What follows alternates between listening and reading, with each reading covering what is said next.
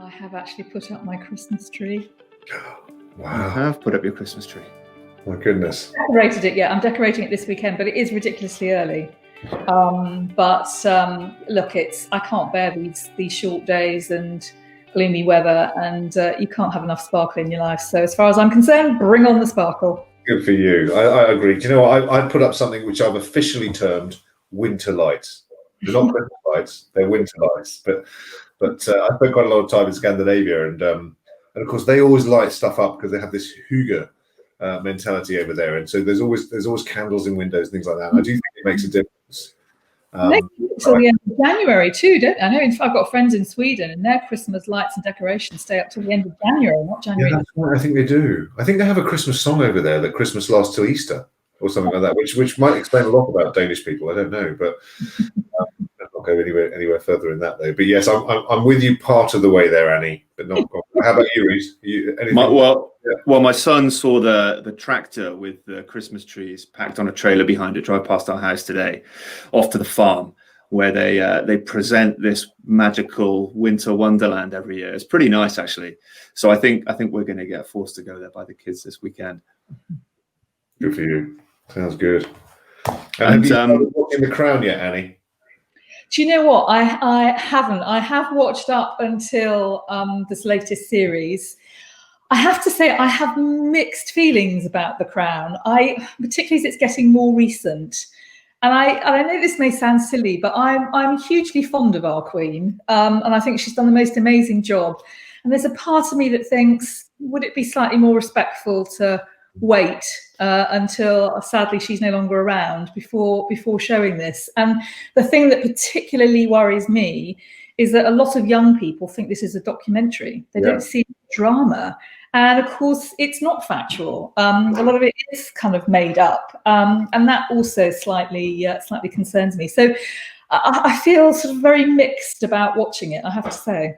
I don't think you get any disagreement from Reece or I about being fans of the Queen, but that's a really interesting point about how information is sort of portrayed. I think in factual, and how factual history becomes something different now. Reece and I were just talking about it before you came on. Reece, I mean, you had some views on it, didn't you? Well, I think I've watched it. We're big fans in the house, but also big royal supporters. But I think it's fascinating, and the attention to detail that they have gone to is just remarkable. Everything from the military uniforms to how people walk and stand. I think they've done a fantastic job. Yeah, I'm just looking at something actually, Annie, because I noticed this the other day actually on a what do you call it, a WhatsApp channel that I'm on. Someone put photocopied a letter to the editor, and I can't see if it's Telegraph or Times, but it's one of the broadsheets, and it sort of reads like this: "Sir, as staunch royalists, my wife and I decided to watch the new series of The Crown so that we could pick away at its inaccuracies and untruths. Despite the ample warnings in the press, we were unprepared for the depth of injustice on display, particularly towards Prince Charles. The show's portrayal of his fishing technique was utterly unjustifiable. To imagine that any self-respecting fisherman would allow his line to touch down so catastrophically is bad enough, but then to suggest that such a cast could possibly result in the landing of a fine salmon is tantamount to gross, almost criminal negligence. Never has a television series managed to lose all credibility with such aplomb. Blah, blah, blah, Woking Surrey." I thought that was amazing. It's just a typical response. That must be it. That sounds like a Telegraph. But yeah, again, information and the inaccuracy, very, very interesting. Annie, thanks so much for joining us today on the Tia Metals podcast. Really thrilled to have you here, especially as this is kind of a follow-up to the conversation we had on the No Turning Back podcast with Chris Fussell a few months ago. A lot's happened since then, so it would be great to catch up with you and see how everything's going now. But I thought we'd start with a topic that really is your sweet spot. You've just recently founded a consulting firm that addresses this topic, and that's culture. You've spent the best part of the last 10 years with an investment bank, where I think culture is so unique there. I've heard it described by a few people as being one of competition and conflict. Would you say that's accurate, or is that kind of outdated now? And if it is somewhat accurate, what was a challenge for you in being in charge of culture and really trying to own the culture for the investment bank that you work for? Mm-hmm. So a couple of things there.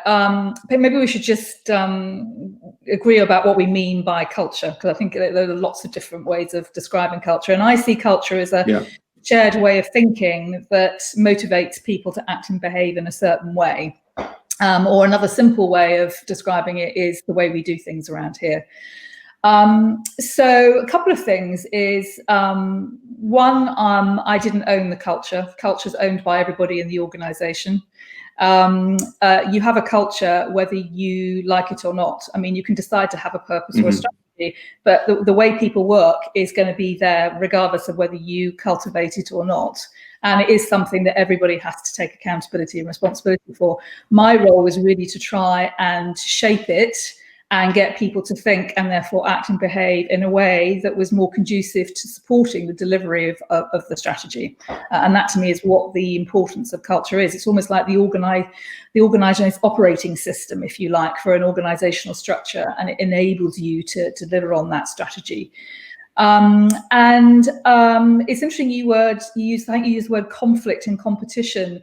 And that wasn't really my experience of it. I think people are definitely competitive in an investment bank. They're driven to want to succeed, but less so with themselves, more with other competitors. And my experience, particularly of where I last worked, was that it was very, very collaborative. And yes, there was a need to break down silos. And that's partly driven by the way you have to have Chinese walls. So you do get a little bit of that inevitably. But nonetheless, there was definitely more opportunities for different parts of the firm to come together. But people within those parts of the firms were very highly collaborative because they were really wanting to drive the success of that firm. So working collectively as a team became really, really important. Yeah.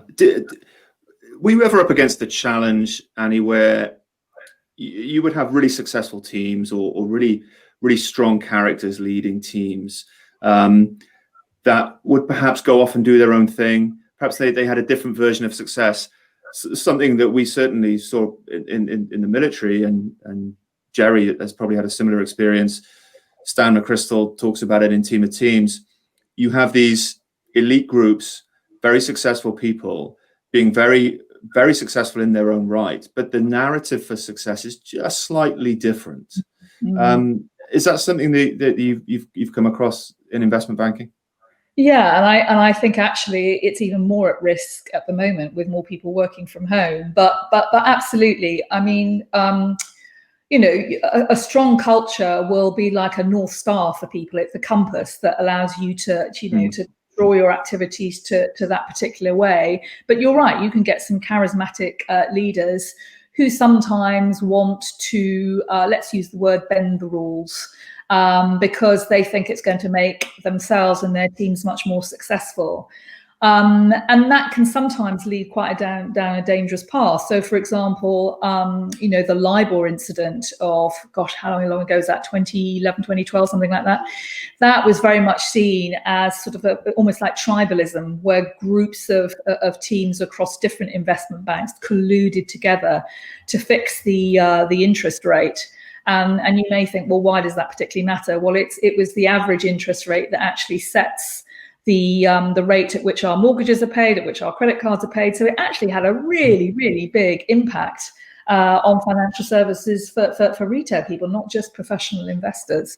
And that was very much the regulators felt, because there was this sort of tribalism. And I think one of the dangers at the moment is that with people working from home, you're not surrounded by all those aspects of culture. Culture is something that's not just seen on a wall, the values or whatever. It's something that's embodied. It's visceral. You get all the senses. You observe it. You practice it. It's enforced in so many ways. But when you're working from home, you don't have those social ties with the organisation and ethical cues, if you like, and you can get something which I call ethical fading.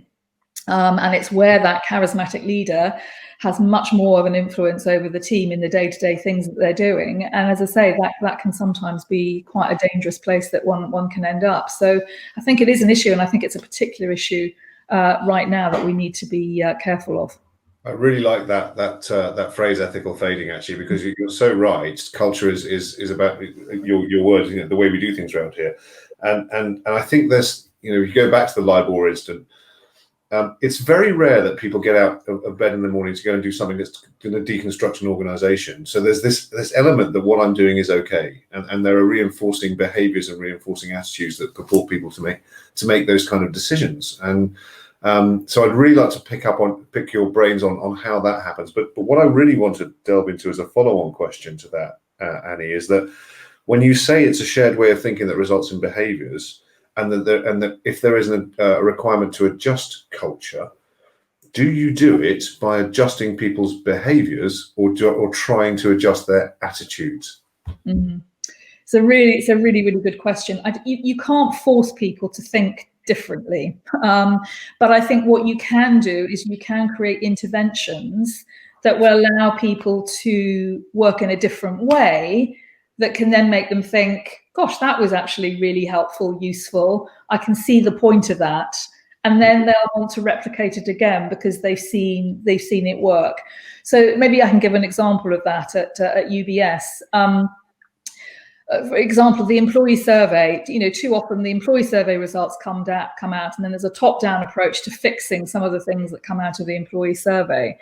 And that's then, people have expressed what they think is wrong, but there's no accountability for people to try and resolve those issues themselves. They're just going to leave it to senior leaders. Well, that's not how you drive real accountability and responsibility for the culture, because it is actually made up of the day-to-day actions and decisions that we make. So what we decided to do was to actually form working groups that would look at the sort of 5 or 6 top issues coming out of the employee survey. And we asked for volunteers, and we said, look, we want you to come up with the ideas. You've told us these are the things that are wrong. You've probably got really good ideas about how we fix them. So form groups, and you've got like 120 days. So this was meant to be very pragmatic solutions, not kind of further reviews or whatever. So come up with really pragmatic solutions to some of these issues. And so we had groups of volunteers who came together. And what was interesting is that you often had quite junior people leading the team because they were passionate about it, with senior people on it. So you get that reversal of hierarchy, which is quite interesting. And they did come up with some genuinely really good ideas, and they did little pilots and experiments. And the ones that really worked, they then became run the business programs. And so when people could see that they could come up with an idea that could then become, implemented across the whole of the investment bank, that really helps drive this sense of, my goodness, this is my culture and I can do something about it. But it was the action of doing that then helps influence the thinking. And of course, it has a ripple effect, because other people in the organization can see what these people have done. And these people go back to their desks after that project and they talk about, the experience that they had and what they learned. And that's now been, and that actual program of doing that has now become a Run the Bank initiative itself. It's done every year now that way. So I think you have to create experiences, if you like, in order to shape people's thinking. And then from that, you'll get different behaviors. Yeah, and if I might just pick up on one point you said in that piece was about accountability. Mm-hmm. Rita and I have worked with organisers. You'll know, Annie, that we relate trust and accountability in McChrystal Group as 2 very important interlinking concepts in generating empowerment. We often find that people have a negative view of the word accountability. That people associate it with a blame culture, and clearly it doesn't have to be. What would your advice be to generate a more positive view of the word accountability? How do you make people positively accountable? It's funny, isn't it? I don't see it. It's interesting that people see it as a negative word. Accountability to me is absolutely, I am going to take accountability, responsibility. Maybe responsibility is just a different way of saying the same thing. But I am accountable for, when I was working there for my team, I was accountable for the goals that I had in my performance review that I was going to deliver on. It is really interesting, isn't it? I was actually, just as a slight aside, but it relates to this, I was actually on a course at the weekend where we talked about promises. What would happen if organisations and teams made promises to one another? And because with promises come accountability and responsibility, but where do you ever see the word promise used in the workplace? You never do, and it's always conditional. Well, I'll promise to deliver on that deadline, but it is dependent on all these other things. Wouldn't it be great if we could just make a promise to say, I'm going to promise to do this for my team, and then I'll manage that promise if there are sort of issues or whatever. But we never use that word. And for me, promise is such a powerful word, because I don't want to be a person that doesn't meet my promises. There's something very much tied up with my sense of self in that. And I think that could be a really powerful way of looking at things like this. And so accountability to me, in a way, is, I've promised to do this. And so therefore I'm not going to let you down. I'm not going to let myself down. And if there are issues in the way, then I'll explain that, and I won't just not do something.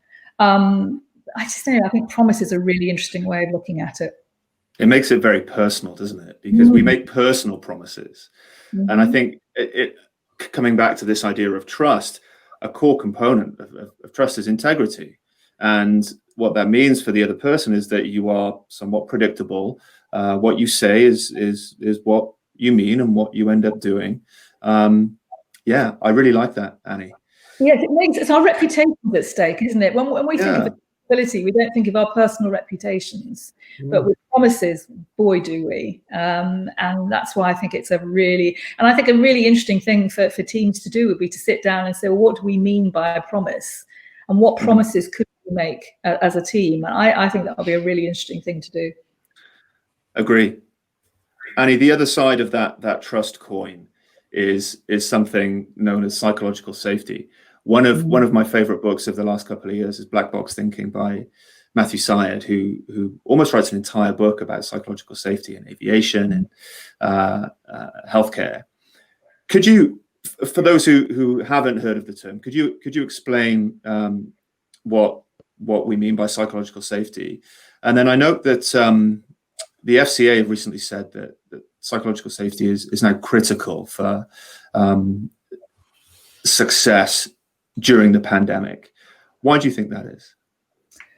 So let's be clear about what we mean by psychological safety. And again, the best definition I've come across is where we feel we can take interpersonal risk to share an opinion, speak up, or even share an idea. It's in other words, it's where we feel truly able to bring our full selves to work without feeling we have to cover any aspect of ourselves. So we feel we can speak how we like to speak, we can dress how we like to speak, we can bring all of our background, our ethnicity, everything that makes us who we are. We can bring that into the workplace and feel that we won't be in any way denigrated or made to feel unsafe. I mean, literally that. And it's so important because for me, so much money is being spent by organizations on trying to recruit people from diverse backgrounds. Because we know there's all the evidence shows that by having that diverse thinking, we're going to get more creativity, we're going to get better solutions, we're not going to have sort of an echo chamber, we're going to be better at managing risk, all of those things. And yet too often, what happens is, I'm hired because I'm different. I'm fired because I'm not the same. And it's because we've not created psychologically safe workplaces for people. It's inclusion, if you like, as much as anything else, in creating inclusive cultures. And really inclusive cultures need to start before you even think about recruiting diverse people. And so you've got to create those environments where it is safe. It's really interesting, actually. Have you heard of the Golden Rule? The Golden is used in a lot of religions, actually, and the premise is basically you treat someone like you yourself would like to be treated. Actually, it doesn't really stand up these days in a diverse world, because, you know, how I want to be treated is going to be very different from, say, a woman from Pakistan who's Muslim, you know, and I am white and English and Catholic. And I don't know that experience. So how can she possibly treat me the way I want to be treated? And how can I possibly treat her the way she wants to be treated? And so there's now this thinking that maybe we need a platinum rule, which should be, you know, treat others as they themselves would like to be treated. But in order to be able to do that, you need to ask questions. You need to understand. And I think if people could just be more open to trying to understand another's perspective than their own, that would go a long way to them making people feel safe about expressing opinions or whatever. And there are these days too some tools that you can use. I mean, there's one that we introduced to UBS. It's a tool called Runway, and it's a platform that basically allows people to ask questions of the organization, and you can either do it anonymously or publicly. I think most people chose to ask questions anonymously, but people who answer the questions have to be personally identified, so their photograph, their name, where they are, etc. And what was interesting is, you know, some of the deeply personal questions or help that people wanted, but didn't feel they could ask their peers, didn't feel they could ask their line managers, but they could put on this platform, and then they could get that support and help they needed. So there were questions about, you know, I live and work in Asia, and I'm gay, and I find it very difficult to come out because it's just different in my culture. Has anyone got any advice or support? You know, as well as sort of, you know, more sort of, you know, business and career progression type questions. But I think we forget sometimes that particularly young people too often have what they think are really silly questions about the world of work, because it's all new to them. And if you don't have a place where you can ask that becomes quite inhibiting for people. And again, you're not going to get the best out of people unless they feel that they truly can, you know, ask that help and get that help and be who they are. Sounds like having a platform like that is really essential, where people can be, I guess they can be anonymous, can they, and ask questions, and that just gives that extra layer of safety. Absolutely. And also then what's great about those particular platforms is that, you know, you get, even though it's all anonymous, you do get amazing data back in terms of, well, you know, gender, you can find out what sort of topics, are there different parts of the world that are having different issues. And so much of we found was that because we don't know the ethnicity, the gender, which part of the firm the person asking the questions come from, when the more senior people are answering, they don't have some of those sort of unconscious biases that come into play, because they're just answering it as themselves. So it really does help create a much more inclusive culture when you have platforms like that that are available. And some leaders are really anti it, saying, well, you know, I think, you know, we should have an open culture and everyone should be able to be identified. But these conversations, even when we were all working in the offices, will go on around the coffee machine or the water cooler that you wouldn't know about as a leader, but they're still impacting how people think and behave. And I think much better to have a platform so you can actually see and hear this stuff that's going on, because then you can do something about it. Yeah, it's just like you said at the top, you have a culture whether you like it or not. These conversations are happening whether you like it or not. So it is, if you want to know what's happening and how people really feel, then you need to be deliberate about listening to people. I think, just coming back to the golden rule, I think perhaps what makes it so compelling is that it's very easy for people, right? They just think, okay, well, what do I feel like? Fine, that's how I expect other people to feel like, and it's just very easy and almost lazy.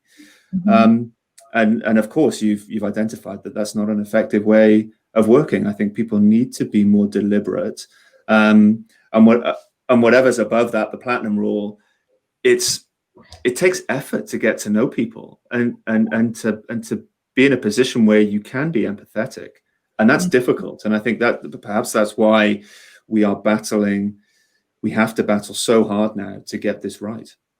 Well, it's very interesting.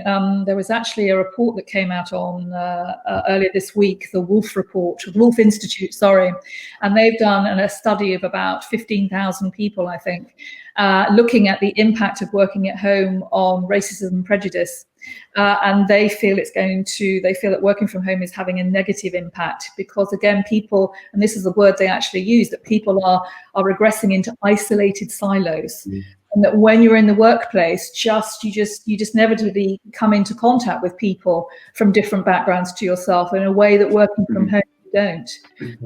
So they have real concerns about the impact of I think that's absolutely right. Funny enough, just yesterday, Stan McChrystal came onto our daily European meeting and just invited himself on. He said, "I'm here not because I want to hear what you're doing professionally. I'm here because I want to hear how you are." And that was a real positive moment for us, because and I'm not saying that we don't feel that ethos in our company. We do. We're very lucky in that respect. But the fact that it was the effort taken to do that was an extra step, and it was hugely appreciated. Annie, I took so many notes in what you've just been talking about, and start going right back to what you said about promises.